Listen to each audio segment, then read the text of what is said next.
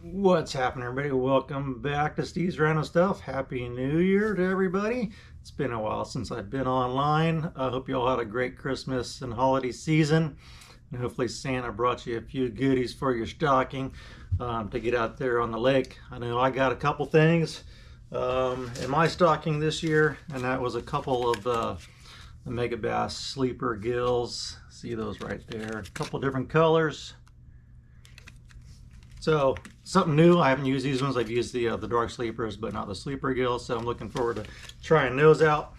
Also was able to take advantage of a few of the sales during the Christmas holiday season to get stock up on a few things.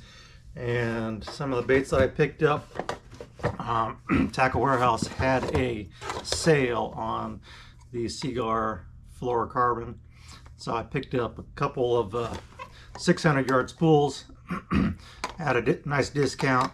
10 and 12 pound test, something I use all the time. Also picked up from 6 Cents Fishing some of these tailspin gyros, a couple different colors.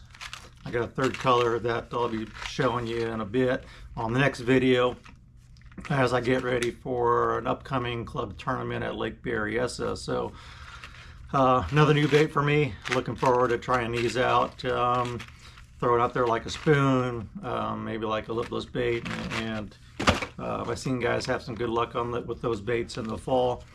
The other bait I've been looking for that I haven't been able to find, and that is just a weedless football head. I've been using the Gamakatsu weedless football heads, but I can't seem to find those anywhere, and I have a feeling that they're just not making those anymore. So through other research on football heads, I came across these Boss football heads. These are designed by Gary Klein and Brent Ayler. So they're listed as a light wire hook, but they are a little bit heavier than the Gamakatsu hooks. And they're painted, and they come in like 3 or 4 different colors. Sizes range from 1/4 ounce up to 3/4, and I think they also have a heavy wire version of this same jig, and that goes up to, I think, maybe 1 ounce. So stocked up with some of these. I already got them in my box, ready for this upcoming year. A few different colors. I mostly use 3/8 ounce and 1/2 ounce, but the Boss Outdoors, these are available from fishingskirts.com. Don't let the name fool you. Fishingskirts.com has a lot of different jig heads, not just the football heads, but they have shaky heads and I think some Ned rigs and different styles as well, different sizes. So check them out. You see fishingskirts.com on the back of that. I'm not sponsored by any of these companies, but these are just products that I use and look forward to using this year. The Seaguar I've been using for really decades and have really great success with those over the years. I hope everybody is staying dry because it's been raining like cats and dogs for the last couple weeks, and flooding in some areas. I know the lakes are getting full, so I thought I'd take this time to kind of go over some of the lake levels here in Northern California, give you an idea of the rainfall amounts that we have had just in the last 2 weeks. So from Christmas Eve is kind of where I'm baseline, and that was kind of a low point for most of the lakes, or right around that period, the end of December 2022 through today, which is January 10th. So we'll start out with Lake Sonoma. Lake Sonoma had a low point of about 377 foot elevation. It's currently today up to 423 and some change, so that's an increase of over 46 feet in the last couple weeks. That lake is a little brown, stained, and Lake Sonoma does tend to take a long time to settle out and clear. So all these lakes continue to rise with the rainfall, and the forecast for the long term, looking at the weather, is it'll probably rain off and on through the rest of January for the most part. Moving on over to Lake Berryessa. Lake Berryessa hit a low of 394 and is currently at 403. So that is an increase of about 9 feet. Lake Berryessa is a lot bigger surface area, and it takes a lot longer to fill up. I expect that the north end of the lake is going to be fairly dirty, especially up in the creeks, but the farther south you go and down in the narrows, you should still have some green water, and visibility would be still fairly decent. And that's where I'll be this Saturday, so I'll get a good report for Lake Berryessa this coming weekend. Next lake is one that's really not talked about a whole lot, and that is Lake Mendocino. A lot of us see that as we pass on our way to Clear Lake. Lake Mendocino has come up about 25.5 feet in the last couple weeks, and that continues to rise as well. Moving on over to Clear Lake. Clear Lake has gone into positive as far as the Rumsey gauge. Hit a low point of about 2.34 at the end of December, and that was a negative 2.34, and is currently at a positive 1.09. So it's a pretty good increase, about 3 feet or so. If you're not familiar with the Rumsey gauge, it's based on an elevation of 18.25 foot elevation. That's at 0 Rumsey. Full pool is about 7.5 foot Rumsey positive.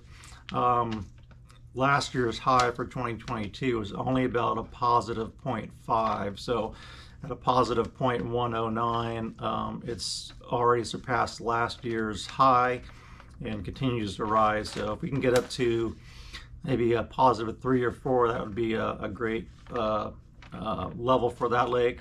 And I believe the Redbud Ramp is now open. So if you're heading up there, you can use those other ramps. For more information on ramps, check out the Clear Lake Guide Service website. Ross England always does a great job getting that information out to everybody.